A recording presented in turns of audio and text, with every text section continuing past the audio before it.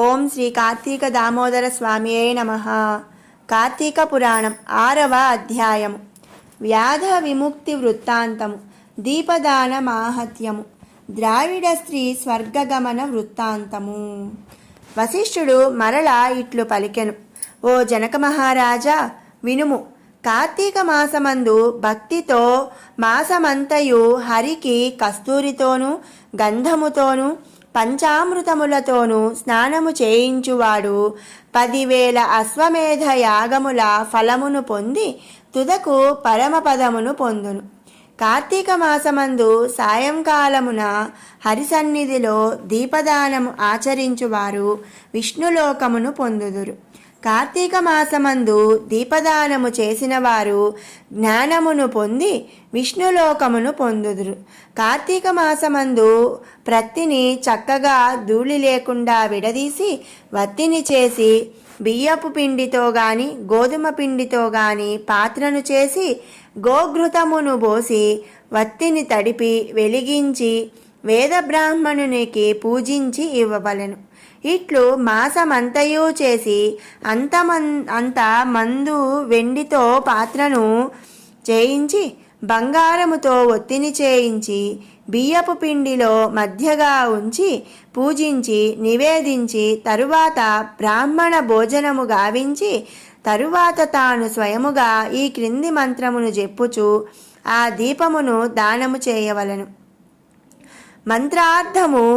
దీపము సర్వజ్ఞానదాయకము, సమస్త సంపత్ప్రదాయకము కనుక నేనిప్పుడు దీపదానమును చేయుచున్నాను.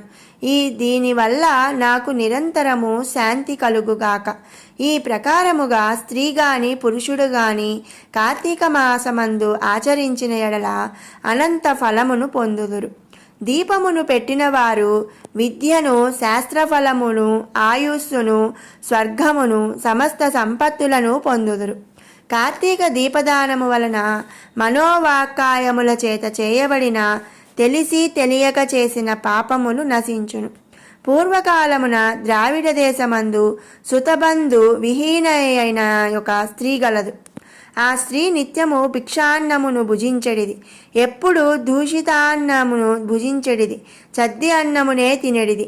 నిత్యము ధనము తీసుకొని పరులకు వంట కుట్టు పన్ని నూరుట రుబ్బుట మొదలైన పనులను చేసేడిది. అమ్మకము కొనుటయు చేయుచుండెడిది. ఇట్లు వచ్చిన ద్రవ్యముతో ధనవంతురాలైనది. ఆ స్త్రీ విష్ణు పాదార విందములను ధ్యానించలేదు, హరికథను వినలేదు, పుణ్యతీర్థములకు పోలేదు, ఏకాదశి నాడు ఉపవాసము చేయలేదు. అనేక వ్యాపారముల చేత ద్రవ్యమును చాలా సంపాదించినది, కానీ తాను తినలేదు, పరులకు పెట్టలేదు. ఇట్లు అజ్ఞానముతో మునిగియున్న ఆమె ఇంటికి దైవయోగము వలన శ్రీరంగమునకు బోవు కోరిక గల ఒక బ్రాహ్మణుడు వచ్చి దాని స్థితిని చూచి, అయ్యో, ఈ చిన్నది అన్యాయముగా నరకమేలు పాలు కాగలదని దయ కలిగి ఆమెతో ఇట్లు అనెను. ఛీ మూఢురాల, ఇప్పుడు నా మాటలను వినుము. విని చక్కగా ఆలోచించుము.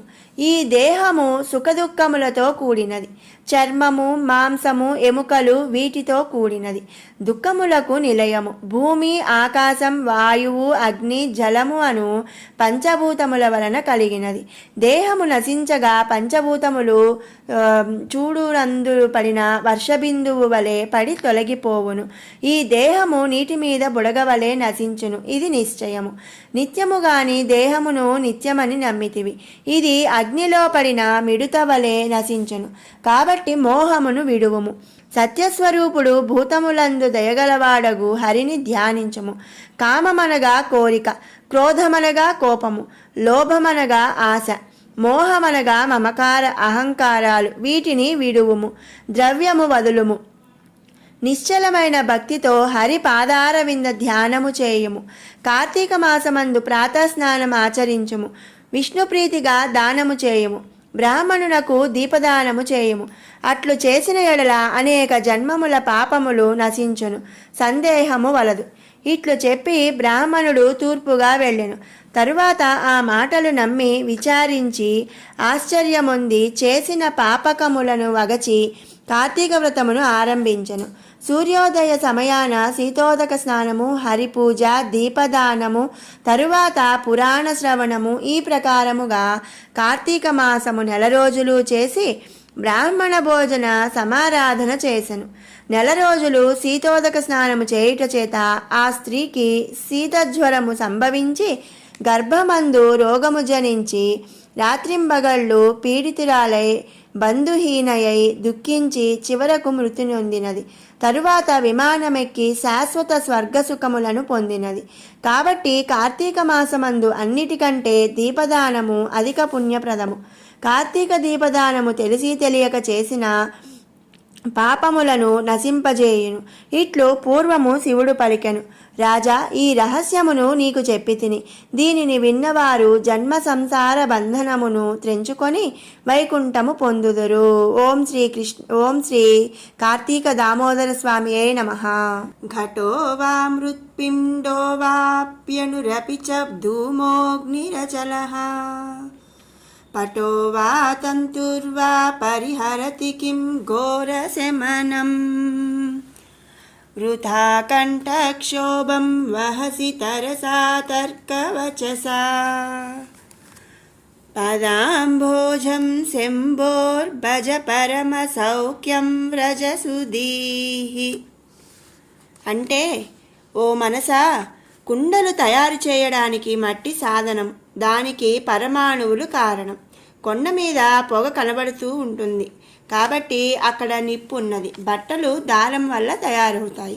ఇలాంటి తర్కశాస్త్రవాదాల్లో ఏది కూడా యముణ్ణి అడ్డగించలేవు. వ్యర్థ వాదాలతో కంఠాన్ని శోషించ చేసుకోకు.